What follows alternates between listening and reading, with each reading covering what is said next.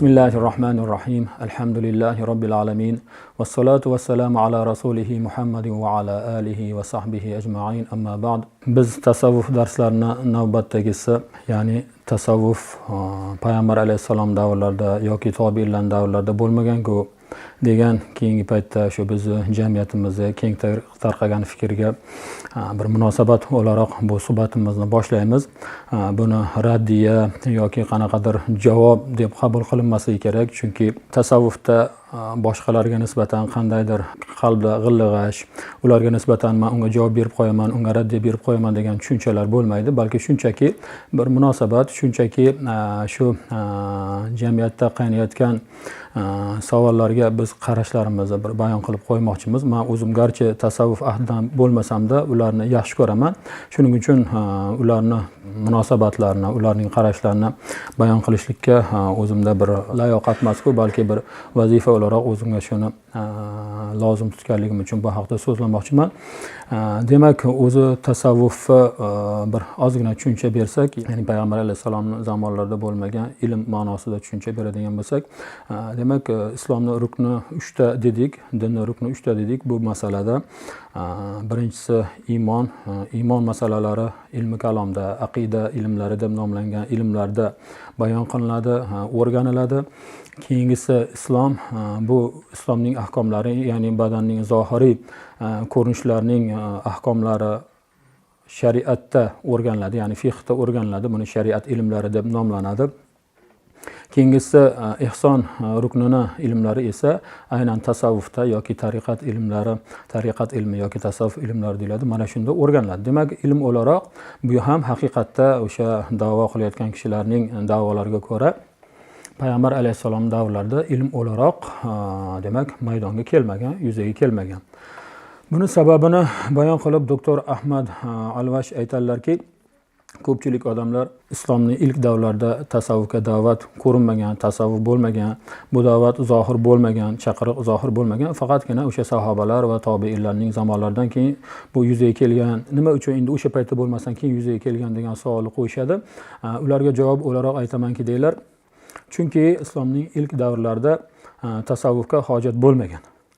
Chunki bu davrning, bu asrning ahli o'zlari taqvo va parhezkorlik ahllari bo'lganlar, ya'ni taqvodor insonlar bo'lganlar, arbobi mujohada bo'lganlar, ya'ni nafsga qarshi qattiq jihodda bo'lgan, o'zlarini tarbiyalashlikka harakat qilgan zotlar bo'lganlar va o'z tabiatlariga ko'ra Payg'ambar alayhissalom atroflarida yurgan kishilar yoki o'sha Payg'ambar alayhissalom atroflarida yurgan kishilarni ko'rgan kishilar o'laroq tabiatan o'ta diyonatli, tabiatan o'ta obid, zohid insonlar bo'lganlar.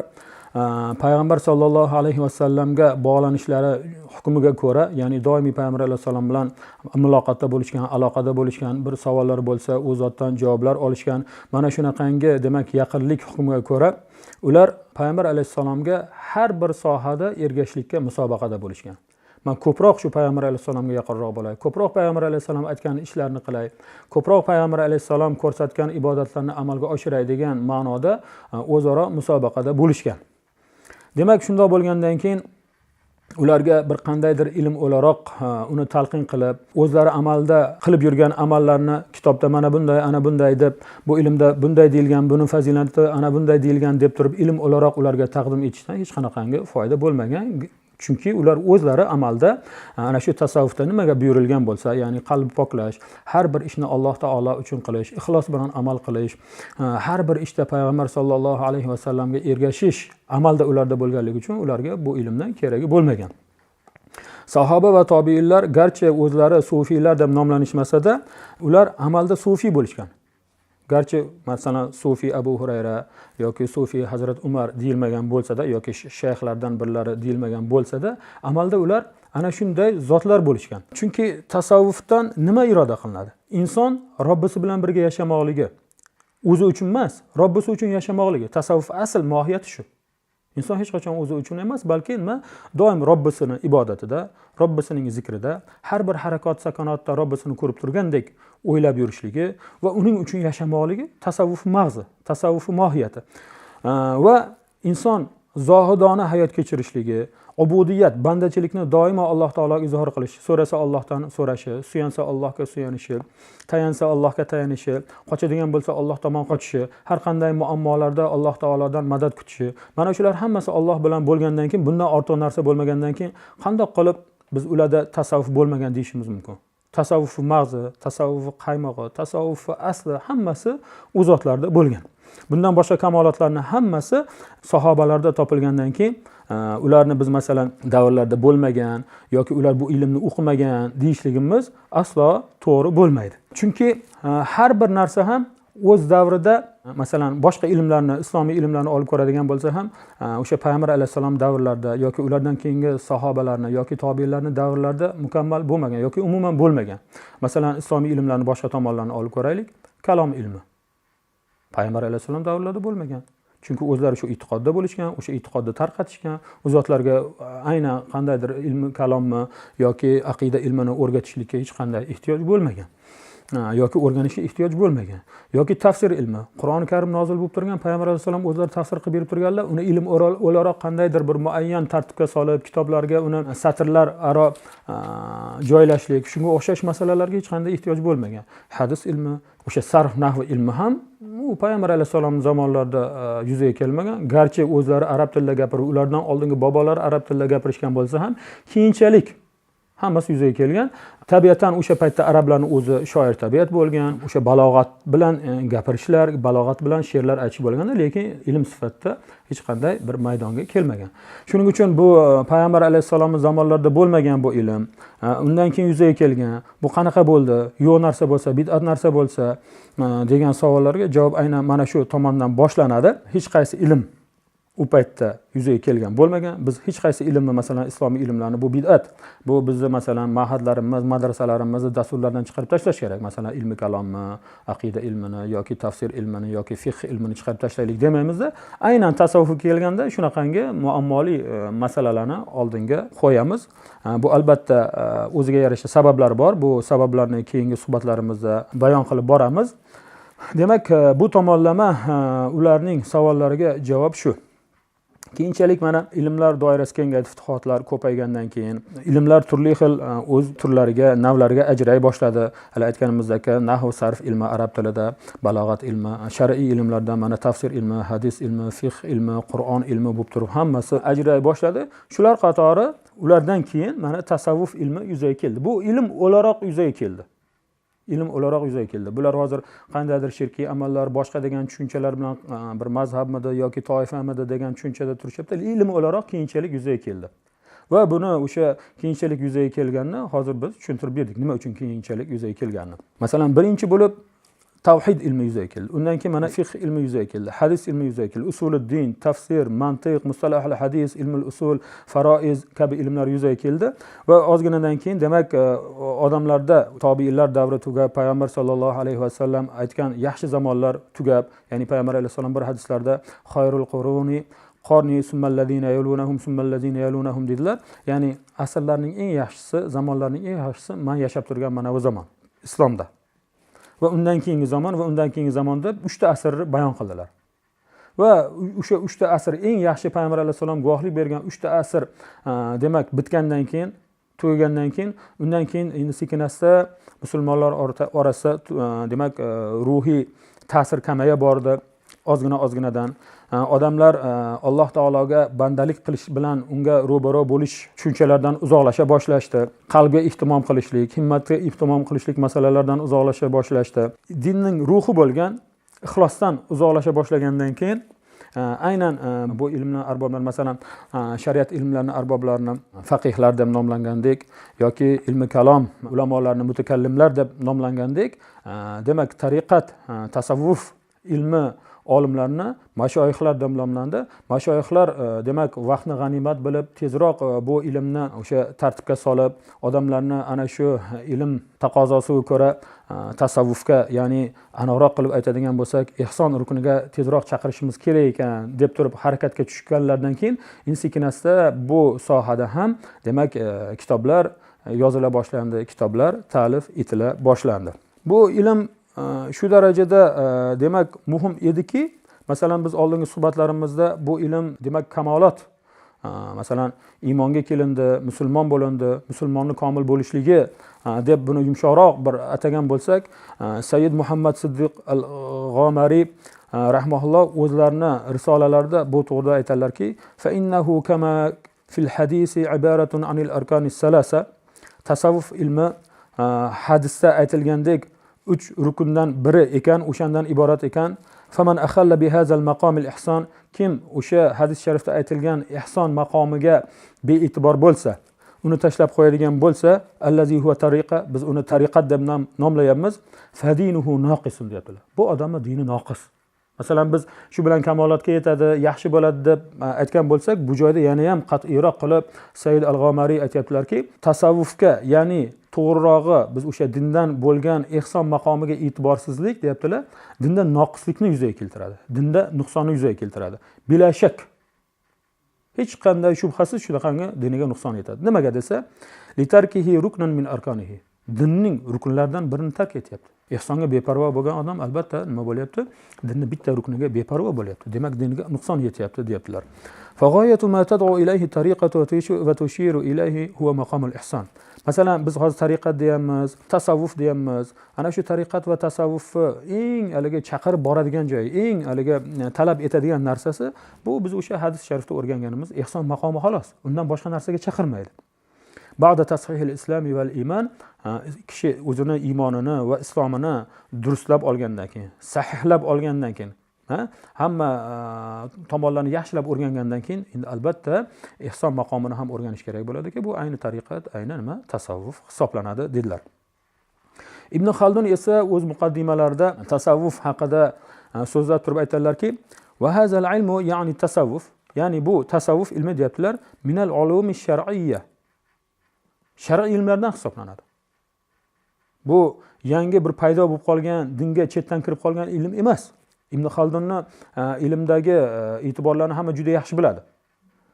U kishining o'sha ta'riflari, har bir demak ilmlarga, hodisalarga munosabatlari juda ham mo'tabar sanaladigan zot. U kishi nima deyaptilar? Bu ilm shar'iy ilmlardan, millatda hodis bo'lgan, ya'ni millatda yangi paydo bo'lgan. Oldin bo'lmagan. Islom millatda oldin bo'lmagan, payg'ambar alayhisalom davrlarida bo'lmagan, sahobalar, tobiinlar davrlarida paydo bo'lmagan, balki keyinchalik paydo bo'lgan shar'iy ilmdir deyaptilar. Va asluhu anna tariqata haula'il qawm lam tazal 'inda salafil umma va kibariha min as-sahaba va tabi'in va man ba'dahum tariqatul haqqi wal hidayah. Buni asli kelib chiqishi deyaptilar. Mana shu qavmning tariqati, ya'ni tasavvuf ahlining tariqati ummatning salaflari huzurida, sahobalar va tobiinlardan va ulardan keyin haq va hidoyatda ergashgan zotlarning oldilarida hali hanuz mavjud bo'lgan narsa edi. Garchi ilm sifatida yangi paydo bo'lgan bo'lsa-da, u tariqat o'sha sahobiylardan tortib ummatning salaflarining hammalarini huzurlarida ma'lum va mavjud bo'lgan yo'l edi. Uni amalda o'zlari isbotlab turishgan edi. Masalan, oddiy bir Payg'ambar alayhisalom zamonlarida ashabi suffani ko'raylik. 400 ga yaqin sahobiylar shu Payg'ambar alayhisalom masjidlarining yonidagi suffada ertadan kechgacha Qur'oni Karimni o'rganib, shar'iy ahkomlarni o'rganib, o'zlarini oxiratga bag'ishlab qo'ygan zotlar edilar. Ba'zi kunlar shu darajada och qolishardiki, bir rivoyatda mana Hazrat Abu Hurayra roziyallohu anhu dan rivoyat bo'lgan, u kishi o'sha ashabi suffadan bo'lgan. Shu ashabi suffadan bo'lganliklari uchun nima Payg'ambar alayhisalomdan ko'p hadis shariflar rivoyat qilganlar. Shu kishi aytadilar, rosa ochligimni Payg'ambar alayhisalom bildilar. Bu uzun hadis sharif, men o'sha o'zimizga kerakli joyga to'xtalyapman. Payg'ambar alayhisalom bildilarda, meni uylarga taklif qildilar va uyda bir piyolada sut bor ekan, o'sha sutdan bir piyolani berdilar-da, do'stlaringni chaqirgin, o'sha ashabi suffani chaqirgin dedilar. Ichimdan nima o'tyapti? Qandoq to'yamiz? Men o'zim to'ymayman bu sutga degan fikr o'tyapti. Shunda Payg'ambar alayhisalom mo'jizalari bilan hamma sahobiylarga yetgani rivoyat qilinadi. Shu joyda mana qarang, hatto shu darajada och bo'lishganki, sutni o'zlarining yaqinlariga ilina olmaydigan darajada och qolishgan. Lekin demak u sut yetgan va doimiy o'zlarining o'sha faoliyatlarida davom etishgan. Bu demak o'sha tasavvuf chaqiradigan zohidlik, ochlik bilan nafsni davolash va mujohada qilib turib inson o'zini qalbini poklash, nafsini poklash bo'lmasa undan boshqa nima bo'lishi mumkin? Yoki Payg'ambar alayhisalomning o'zlari o'sha onalarimiz rivoyat qilgan hadis sharifda oyoqlari qavarib ketgudek tunlar namoz o'qirdilar deb rivoyat qilinyapti. Bu tasavvuf chaqiradigan o'sha ibodatni ko'p qilishlik, tunlarni qoyim qilishlikka dalil bo'lmasa nima bo'lishi mumkin? Hammasi demak o'sha ulug' zotlarda, Payg'ambar alayhisalomdan tortib o'sha salaf solihlarning keyingilarning davrlarigacha, tabi'at tobiinlarning davrlarigacha bo'lgan zotlarning oldlarida ilm bo'lmagan taqdirda aynan buni amal bo'lgan-ku. Tasavvuf esa aynan shularning ilmi, deyaptilar Ibn Xaldun. Va asluha al-ukuf ala al-ibada. Tasavvufning asli ibodatga mukkasdan ketishdir. Val inqito' ila Alloh taala. Alloh taologa butunlay uzilish. O'zi biz shunga chaqirilganmiz u. Hamma narsani Alloh taolo uchun qilish, fikr o'yimiz Alloh taolo uchun bo'lish, namozlarimiz Alloh taolo uchun o'qilishi. Qay birimiz hozir shunaqangi holatda namoz qilamiz? Qay birimiz har bir ishimizda Alloh taoloni zikrida bo'lamiz, Alloh taolo uchun qilganman degan fikrda bo'lamiz. Unaqa narsalar bizni butunlay hayotimizdan chiqib ketgan holat-ku. Hech qaysimiz bu bilan faxrlana olmaymiz-ku. Demak, tasavvuf aynan shunga chaqirsa. Val i'rozi an zukhrufi dunya va zinatiha. Dunyoni zinatlari, dunyoni go'zalliklaridan yuz o'girishga buyurish. Aynan undan yuz o'girish bo'ladigan bo'lsa, va zuhdu fima yaqbalu alayhi al-jumhur min lazzatin va malin va jahin. Butun ko'pchilik lazzat va mol dunyoyu obro' e'tibordan iborat bo'lgan ko'pchilik yuzlanadigan narsalardan demak zohidlik qilish bo'lsa, buni qaysinisi dindan emas? Ibodatga buyuradi din. Insonlar butunlay mukkasidan ketgan, insonlar musobaqalashayotgan, insonlar talashib tortishayotgan dunyodan uzoq bo'lishlikka buyurilgan. Ya'ni tarki dunyochilikka emas, balki Allohga yuzlanib, u narsalar rizq o'laroq qabul qilinishligi, lekin uning uchun ertadan kechgacha inson o'zi topadigan, o'zi harakat qilsa qo'lga kiritadigan bir mulk o'laroq ustida talashib tortishadigan narsa emas, balki Alloh beradigan bir rizq deb e'tibor qilinishligiga chaqiradi tasavvuf. Rizq deb e'tibor qilgan odam, Allohning rizqi, uni Alloh beradi deb e'tibor qilgan odam ko'proq nima bo'ladi? Dunyodan yuz o'giradi. O'zini bilan Alloh taoloning o'rtasidagi munosabatlarni yaxshilashga harakat qiladi. Bu nima bilan bo'ladi? Toat, ibodat bilan bo'ladi, zikrlar bilan bo'ladi, Qur'on tilovatlari bilan bo'ladi, kechalar turib namozlar o'qishlik bilan bo'ladi. Ana shu narsa deyaptilar. Val infirad anil xalqi val xilvati lil ibadati. Xalqdan yolg'izlanib ibodatga xoli qolishlik tasavvuf mana shundan iborat. Va kana zalika amman fi sahabati va salaf. Ibn Xaldun aytibdilarki, mana shu sanab o'tgan tasavvuf ishlari asl deb aytgan so'zlarimiz, gaplarimiz sahobalar va salaflarda umumiy holat bo'lgan bo'ladi. Hech kim o'rgatmasa ham Payg'ambar alayhisalomdan ta'lim olgan holatlar shu bo'lgan. Ibodatda, Allohga bandalik qilishlikda, Alloh uchun narsalarni berib yuborishlikda hamma hadis shariflarni ko'rsangiz, salaflarning hayotlarini ko'rsangiz, shulardan iborat hayotlari. Kechalar turib shuncha namoz o'qidi, bir kunda Qur'onni xatm qilar edi. Bu o'zidagi bor narsani berar edi. Masalan, oddiy o'sha Payg'ambar alayhisalom o'zlari ham qanchadan qancha mol g'animatlar kelardi, qabilalardan sadaqotlar kelardi. Tarqatmasdan uxlamas edilar. Uylarda olib qo'ymasdilar. Bunaqangi holatda tong ottirmas edilar, uylarda o'sha mol g'animatdan bir narsa qolib. Hammasini tarqatardilar. Demak, bu nimadan? Hamma narsani Alloh uchun qilishlikdan-da. U biz qo'limizdan kelmaydi. Agar biz uyimizda bir narsamiz bo'lmasa, uyqumiz kelmaydi. Ertaga men qanday yashayman deymiz. Qarang, biz holimiz qanchalik yomon holatda. Lekin endi shuni o'rgatadigan ilm inkor qilamiz. Falamma fashal iqbalu ala dunya fil qarni sani va ma ba'dahu 2-3 asrlarga kelib deyaptilar Ibn Xaldun.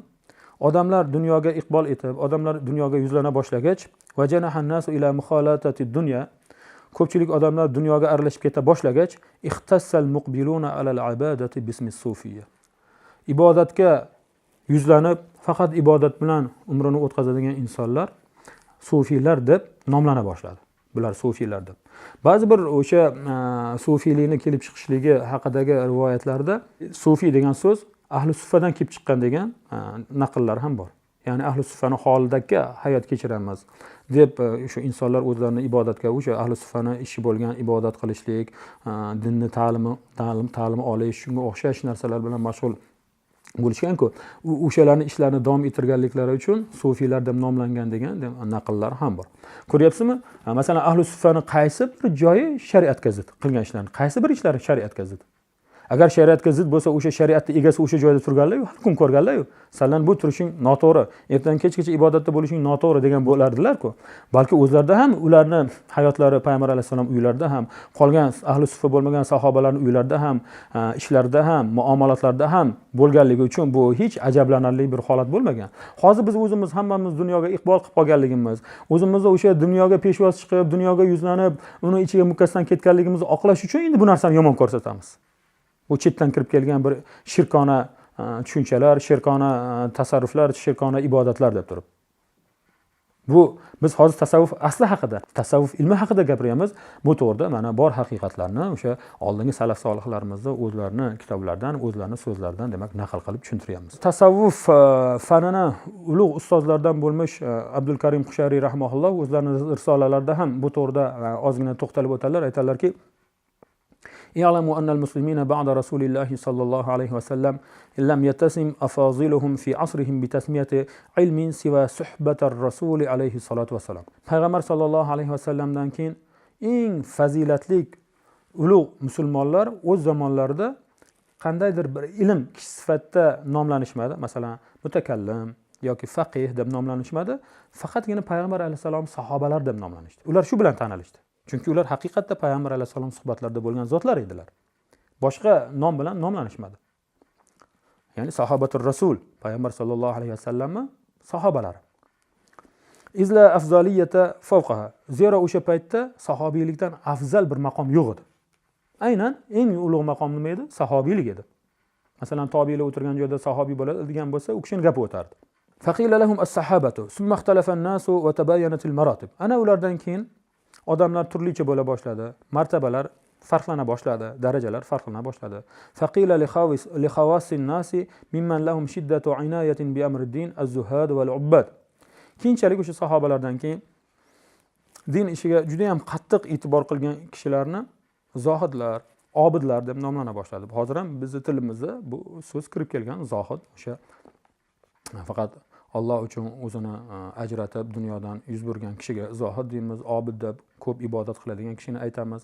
Mana shunaqangi nomlar bilan nomlanishdi. Endi chunki tabiiy hamma vaqtlar, hamma zamonlar, hamma makonda insonlar kasbiga qarab, shug'ullanayotgan ishiga qarab, o'rganayotgan ilmiga qarab nomlangan. Chunki nomlanmasa unda paxtakor bilan duradgorni ajrata olmasangiz, menga duradgor kerak demasangiz, oldingizga paxtakor keladigan bo'lsa, hech qanaqa foydasi yo'q.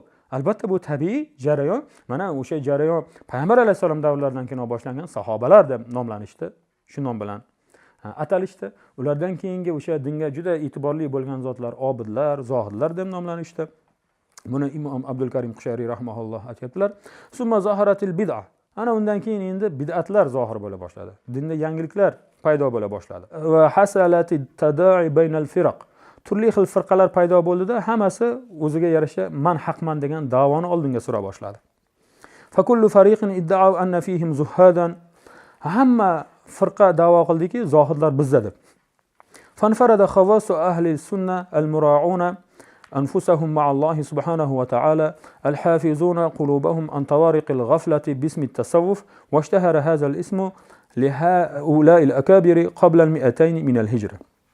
إمام عبد الكريم قشيري so'zlarida davom etadilarki, so'ng ahli sunnadan bo'lgan xos zotlar, ular o'zlarini Alloh subhanahu va taolo bilan munosabatlarini doimo rioya qilgan zotlar, demak, ajrab chiqa boshladilar.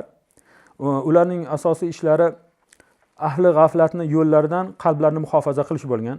Ahli g'aflat dunyoga g'aflat bilan kirishib ketib qoldi, yoki mansab, martabalarni orqasidan quva boshladi, yoki bola chaqasini ko'paytirib, o'shalar bilan faxrlanib, o'shalarga arablarda qadimda shunaqa holat ko'p bo'lgan, suyanishlik bilan haqiqiy yaqzalik, uyg'oqlik holatdan g'aflat holatiga o'tib ketgan insonlar bo'ldi. Ana shularning orasidan demak o'zlarini ajratib olgan bir toifa paydo bo'ldiki, ularni sufiylar, tasavvuf egalari, ahli tasavvuf deb nomlana boshladi. Bu ism demak hijriy 200-asrdan keyin yuzaga kelib, keng tarqay boshladi. Min hazihi nusus as-sabiqa yatabayyanu lana anna at-tasawwuf laysa amran mustahdasan jadidan. Mana shu hozir biz o'qib bergan ba'zi bir kitoblardan iqtibos keltirganlarni mulohaza qiladigan bo'lsak, ma'lum bo'lyaptiki, tasavvuf yangi bir paydo bo'lgan bir yo'l emas. Oldindan bo'lgan, faqat ilm sifatida yangi paydo bo'lgan. balki tasavvufdagi amirlarni payg'ambar alayhissalom o'zlari buyurganlar. Ya'ni aytmoqchimizki, o'sha tasavvufda buyurilgan hamma narsa, qilinishi kerak bo'lgan hamma narsa payg'ambar alayhissalom sunnatlari. Amaliy sunnatlar. Yangi paydo bo'lgan narsa emas. Bunga hali Xudo xolasa keyingi suhbatlarda biz shu tariqat mashoyixlarning so'zlaridan ham misollarni keltiramiz. Ya'ni ularning sunnatga munosabatlari qanday bo'lgan. Munosabat o'zi faqatgina so'zda emas, balki amalda qanday bo'lgan. Ana shularni ko'rib chiqamiz. Xudo xolasa mana shu suhbatlarimizni eshitib, keyin tasavvuf darslarimizni aynan o'sha tasavvuf ilm o'laroq o'tgan darslarimizni ko'rganda bemalol biz savollarga javob berishga tayyormiz. Ya'ni qani sunnatdan tashqariga chiqish bormi, yo'qmi o'sha suhbatlarda. Inshaalloh. O'sha suhbatlarda dindan chiqish u yoqda tursin, oddiy mustahab amallarni mahkam ushlashlik qat'iy targ'ib qilinar ekan, biror bir bid'atni, biror bir shariatimizga zid bo'lgan narsani topa olarmikimiz, yo'qmi? Ana shunda inshaalloh hammasini ko'rib chiqamiz. Demak, bu yangi paydo bo'lgan bir yo'l emas, balki payg'ambar alayhisalomdan, sahoba ikromlarni hayotlaridan iqtibos etilgan bir demak tariqat hisoblanadi. Kama annahu laysa mustaqan min usulin la tamut ila al-islam bisila. Yoki u islomga umuman aloqasi yo'q bir qandaydir manbadan olingan yo'l ham emas. Hozirgi paytda shu biz jamiyatimizda shunaqa bir nima bo'lib qoldiki, buddistlardan olingan yoki nasroniy kohillarning yo'llari bu o'shalar bilan aralashtirib, chatishtirib yuzaga keltirilgan bir qanaqadir toifa degan tushunchalar paydo bo'lib qoldi tasavvuf haqida. Men shunga hayron bo'lardim. Nega bu gaplar paydo bo'ldi? Qayerdan kelyapti desam, Imom Abdul Karim Qushayri o'zlarining Haqoiq ani tasavvuf kitoblarida aytiblar. Bu gapni aynan mustashriqlar, ya'ni sharqshunoslar, dinning dushmanlari tomonidan o'ylab, topilib, ya'ni o'sha buddistlarni rohiblari mana buddistlar unmasda ibodat qiladi, ibodatxonalarda ibodat qilib yotadi ertadan kechgacha, yoki nasroniy kohillari yoki mana hinduizm shularga o'xshash toifalardan qanaqadir ibodatlar, riyoziyatlar bor. Ana shularga bog'lashlik holatlar bo'ladi. Buni aynan shu islomiy sof tasavvuf buzishlik uchun tashqaridan olib kirilgan, demak, tushuncha ekanligi ma'lum bo'ldi bu kishi gaplardan. Tasavvufni qandaydir falsafalarga bog'layotgan, mana falsafa deb ochiq oydin aytishyapti hozirgi paytda. Tasavvufni qandaydir tashqaridan kelgan tushunchalarga yoki e'tiqodlarga aloqasi bor deb o'ylaganlar, ko'zni yaxshilab ochaylik, bu islom ta'limotlari yozilgan kitoblardan emas, aynan o'sha mustashriqlarning kitoblaridan bizga kirib kelayotgan, ularning tushunchalaridan bizga kirib kelayotgan yot tushunchalar hisoblanadi. Bunda juda ham ogoh bo'laylik, ya'ni dinimizda bir ruknini dinimizdan ajratib tashlab, dinimizga nuqson yetkazishlik maqsadida amalga oshirilayotgan vasvasalar deb hisoblashimiz kerak bo'ladi.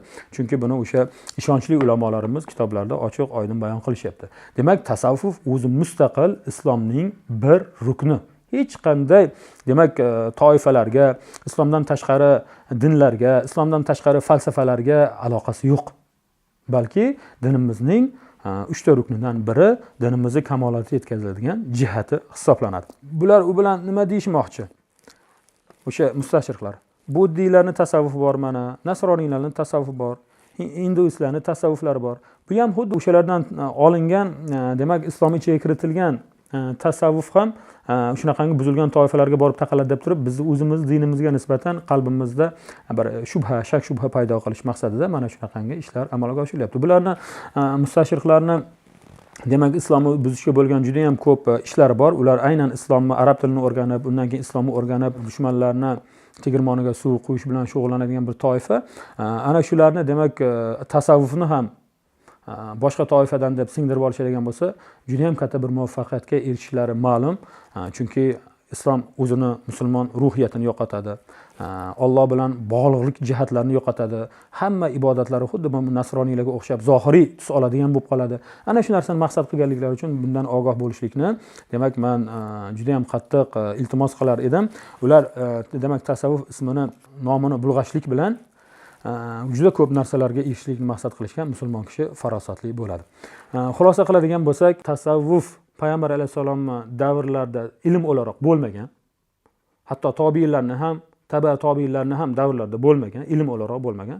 Lekin amaliy jihatdan hammalarining ishlari tasavvuf bo'lgan. Ya'ni o'sha payg'ambar alayhisalom hadis shariflarda ko'rsatib o'tganlaridek, anta'budalloha ka'annaka tarahu fa in lam takun tarahu fa innahu yaraka. Bu ihson nima degani desa, payg'ambar alayhisalom aytdilar, Alloh taoloni ko'rib turgandek ibodat qilmoqlik. Garchi sen ko'rmayotgan bo'lsang ham, u seni ko'rib turibdi deb o'zlari hammalari shunga intilib, Alloh taoloni hatto o'sha boshqa hadis shariflarda uni boshqacha ko'rinishlarini masalan bayon qilganlar, masalan, namozingizni xuddi hozir vidolashayotgandek, hamma bilan vidolashayotgandek o'qing. Ya'ni oxirgi namozim deya o'qing. Bunaqangi fikr bilan o'qigan odam nima qiladi? butunlay dunyoni unutadi. Alloh taologa yuzlanadi. Demak, o'zlari shunaqa o'qishgan. Masalan, salaf solihlarning hayotlarini ko'radigan bo'lsangiz, hozir shayxlardan, mashoyixlarimizdan birlarining nomlari esimda yo'q. Bir joylardagi yarani kesib tashlashlik uchun tabiblar kelgan paytda bo'ldi, sizlar kelsaverasizlar, men namoz o'qib turaman. Ya'ni namoz o'qishsa, ular Allohga shunaqa yo'nalishganki, xuddi hozir bizda narkoz berib qo'yib hushdan ketkazgandek holatga. Ya'ni dunyoga hushlari yo'q. Dunyoni umuman o'ylashmaydi. Dunyoga umuman qarashmaydi. Ana shunaqa holatda namoz o'qishgan. Demak, bu o'sha payg'ambar alayhisalom zamonlaridan boshlanib hozirgacha yetib kelayotgan bir tariqat, yo'l. Tushunarlimi? Ya'ni iymonli musulmonlar bor. Garchi islomlari bo'lmasa ham, ya'ni islomlar deganimizda amaliy, zohiriy ko'rinishdagi ibodatlar, namozlari yo'q, ro'zalari yo'q, zakotlari yo'q, hajlari yo'q. Mo'minlar bor, iymon keltirishgan. Yana bir toifa bor, ham iymon keltirgan, ham islom amallarini to'liq bajaryapti. Namozlarni jamoatlar bilan o'qiyapti, zakotini vaqtida beradi, ro'zasini tutadi, nafl ro'zalar tutadi hatto. Bu demak, ham iymon ham islom ruknini mahkam ushlagan kishilarning emas. Uchinchisi ihson demak rukni edi. U qalbda ham Alloh taologa yo'nalish. Butun fikr xayoli Alloh taoloda bo'lish. Har bir amalni Alloh uchun xolis qilishlik. Mana shunaqangi maqomda bo'lgan zotlar ham bor. Demak, bu ham hammasi dinning bir qismi. Mana shu ma'noda demak, payg'ambar alayhisalom davrlarida bo'lgan, balki payg'ambar alayhisalom o'rgatganlar. Payg'ambar alayhisalom tavsiya qilgan. O'shaning uchun bu shar'iy ilm sifatida paydo bo'ldi. Va ilm o'laroq o'sha Ibn Xaldun aytganlaridek, boshqa olimlar aytganlaridek, ya'ni boshqa kitoblardan ham iqtibos keltirishimiz mumkin edi. 2-chi, 3-chi, 4-chi asrlarga kelib bu ilm o'laroq yuzaga keldi. Shuning uchun buni tashqaridan kirib kelgan bir bid'at yoki tashqaridan kirib kelgan bir mafkura o'laroq tushunmasligimiz kerak, balki dinimizning asli, dinimizning rukni o'laroq buni qabul qilishimiz kerak bo'ladi. Assalomu alaykum va rahmatullohi va barakatuh.